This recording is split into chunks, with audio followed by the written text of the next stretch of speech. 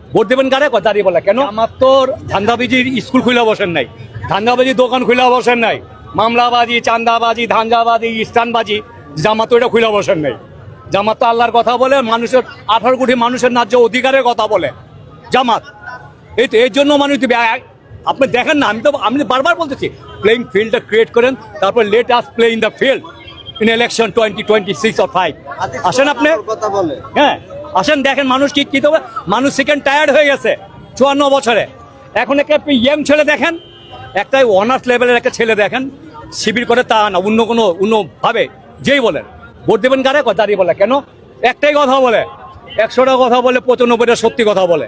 আমার ঘরে আমার ভাতিজাদের কথা বলতেছে, তারাই বলে তারা আধুনিক শিক্ষা শিক্ষিত, বিভিন্ন ইউনিভার্সিটিতে পড়ে, জব করতেছে। বাবা কারে ভোট দিবি রে, কি চিন্তা করছো? বলে একটা কথা, জামাতে ভোট দেবো। কেন? সত্যি কথা বলে, মিথ্যা বলে না, প্রবঞ্চনা করে না।